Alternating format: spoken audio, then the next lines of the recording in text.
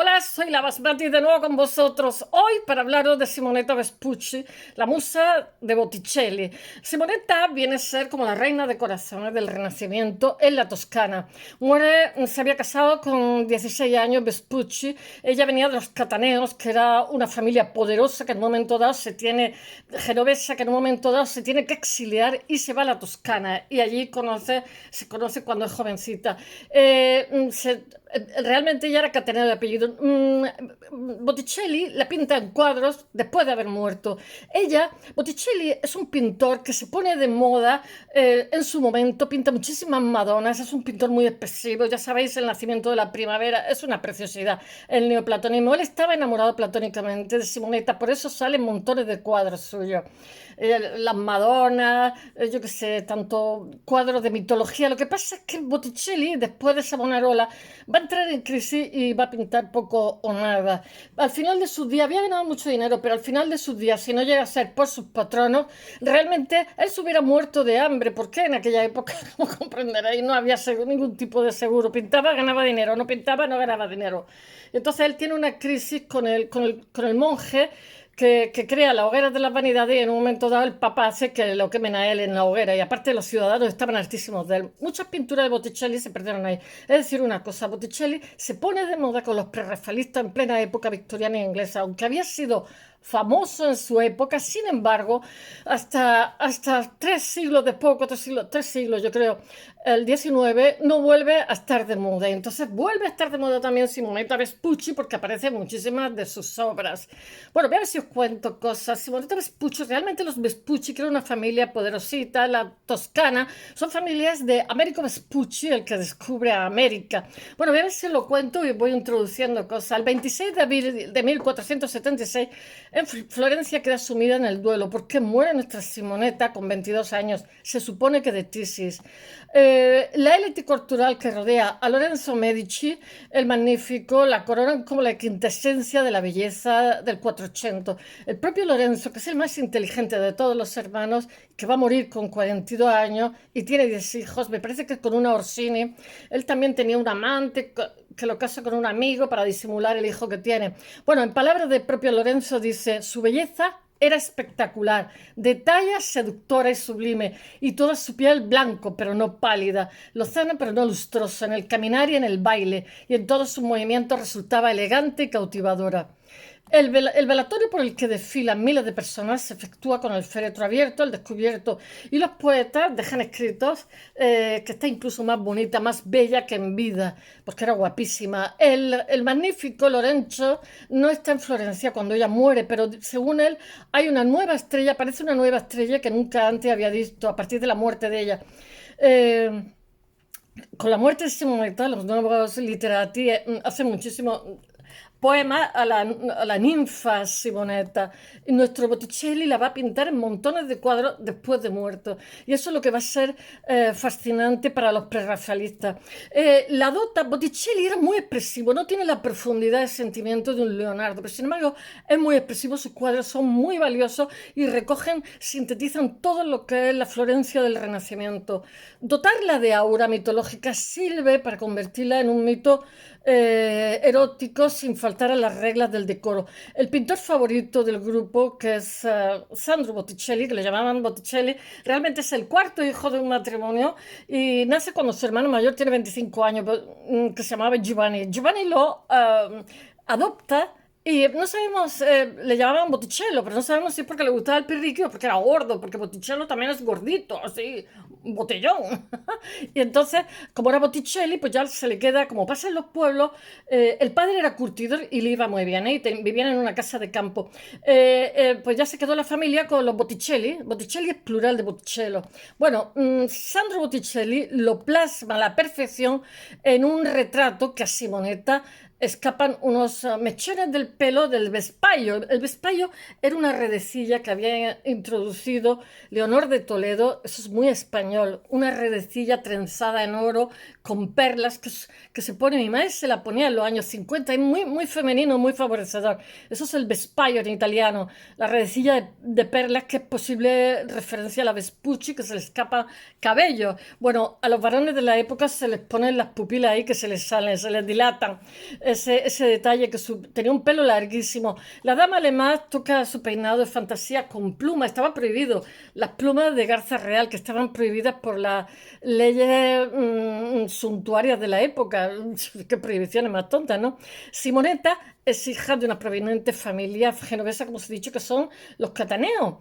A los 16 años llega a Florencia para casarse con Marco Vespucci, que después de muerta ella, a los pocos meses, ya estaba otra vez casado. Así la gastaban. Miembro de un clan próximo a los Medici. Los Medici tenían sus conjuras, ¿eh? O sea, se les conjuraba gente y bueno, de hecho, a su hermano Lorenzo lo matan los Pacci. Es que se escribe ZZ. Pachi. Bueno, de todos los corazones de terceros que palpitan al paso de la bella Simonetta, el que lo hace con más intensidad es Giuliano Medici, que es el hermano pequeño, el hermano menor de Lorenzo el Magnífico, que va a morir 2 años después, el mismo día que muere Simonetta. Y dijeron todo, ¡oh, los astros! Los Medici gobiernan Florencia, en la práctica una república con toque aristocrático, más bien se pirran por los espectáculos públicos que son una especie de justa, pero son un poquitillo... son como las cazas de Franco que mataban a muchos bichos. Yo creo que se los mataban y se los ponían. Son como una justa un poco de mentirijilla, por supuesto, en las cuales ellos siempre ganan. En 1475 se celebra una giostra en honor a Giuliano y Simonetta le acompaña como regina de la belleza. Botticelli pinta el estandarte del Giuliano y entonces pinta una Simonetta que es Minerva. Hoy se ha perdido eso, se sabe por descripciones que bueno, y aparece, es la diosa Minerva, nuestra Simonetta Vespucci. Policiano compone unos versos en honor a ella. Ella 1 año después se ha muerto, ¿eh? De tisis. Estaba muy, muy delgadita para la ocasión en la que Giuliano corretea con Simonetta y realmente lo que la convierte en ninfa o en Minerva. Bueno, el poema concluye antes de que el amor sea consumado. ¿Sucede así la realidad? Pues nunca lo sabremos. Yo creo que Simonetta era jovencita, estaba casada felizmente, pero bueno, se dejaba querer. Probablemente Giuliano estaba enamorado, pese a ser un Medici no posee el influjo de Lorenzo, que sí puede permitirse casar a su amante Lucrecia Donati con uno de sus allegados y mandar al marido un largo viaje. Bueno, 1 año después de la giostra, fallece Simonetta, como os he dicho. La apoteosis, sin embargo, llega cuando 2 años más tarde, el mismo día, el 26 de abril de 1478, muere Giuliano apuñalado por los Pacci, en una conjura que habían hecho para derrocar. Después su hermano Lorenzo los cuelga a todos, al arzobispo, a los Pacci. La muerte había visitado a la dama y al caballero el mismo día del mismo mes y Lorenzo y sus acólitos viven todo ello como una prueba indiscutible de la fuerza de aquel amor que tenían, porque también Simonetta la habían casado sus padres como hacían en esta época. El matrimonio no lo elegías, te lo decidían desde niña y pasó a formar parte de su folclore natural, pero Lorenzo, a pesar de estar tan enamorado de Simonetta, cuando ella muere está con una chica y le hace un hijo. A nadie le rompe ese rosado sueño el hecho de que Giuliano, desde la muerte de Simonetta, no ha permanecido precisamente encerrado en casa, consumido y leyendo a Petrarca. Cuando fallece, está a punto de tener un hijo con un amante, el retoño Giulio, que se convertirá más tarde en Clemente VII, que es conocidísimo, un papa.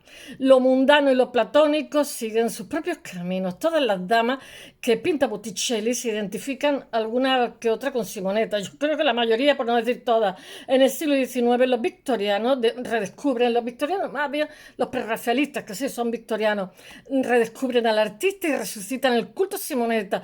Le ponen más empeño que rigor científico. Por ejemplo, ellos dicen, los prerrafaelistas, que Simonetta posó desnuda. No, porque cuando pinta la joven posa desnuda para el nacimiento de Venus. No, porque cuando él pinta el nacimiento de Venus, Simonetta hace ya tiempo que se ha muerto. O sea que es bastante difícil. Y bueno, si Botticelli la incluye en alguna de sus icónicas piezas de la década de 1840, voy a hacer la YouTube y me van a cerrar.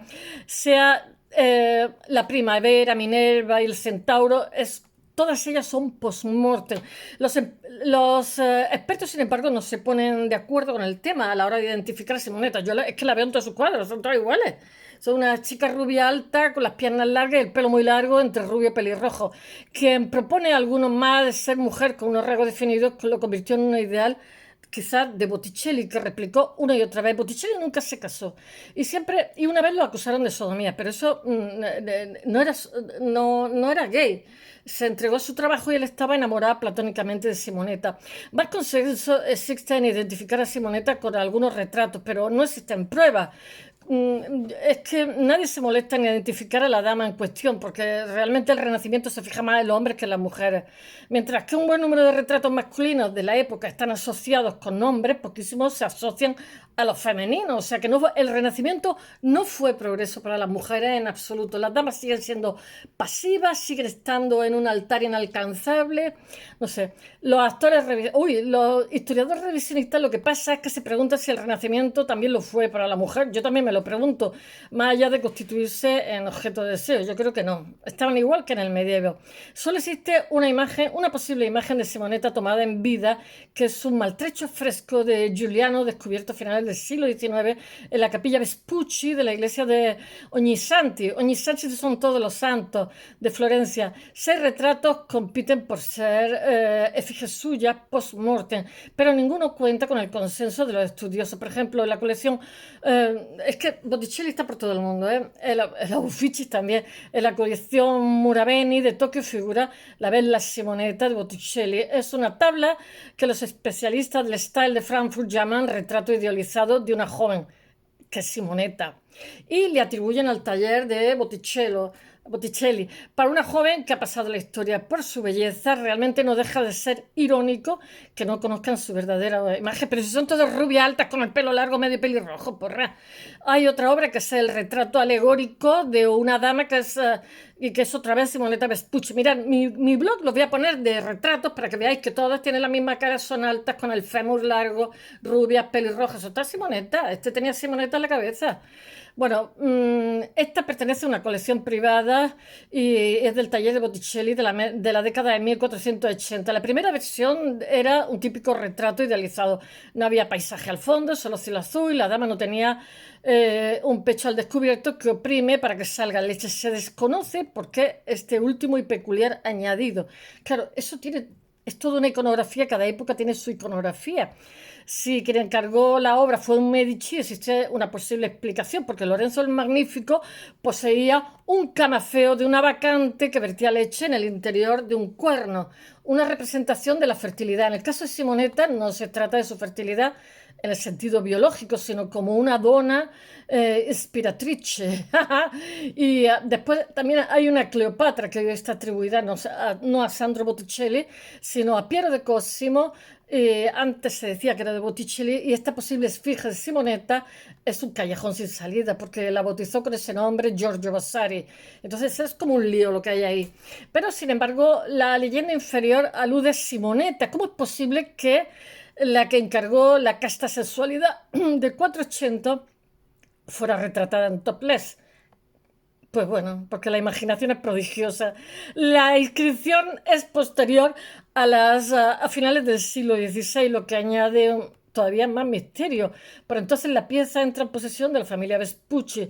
Así querían recordar a su antepasada. El único retrato de la época con que se puede comparar es uno de Imperia, que es una meretriz romana de finales del siglo XV, la primera que recibe el apodo de cortesana honesta, es decir, con clase y cultivada. Algún estudioso piensa que la Cleopatra del retrato es su homónima florentina, una tal Clodia. De ser así, ¿cómo puede ser el retrato de una prostituta acabar con una inscripción con Simonetta? No sé, había como una obsesión colectiva con esta mujer. Espero que os haya gustado, me voy corriendo a la ITV. Bye, hasta mañana.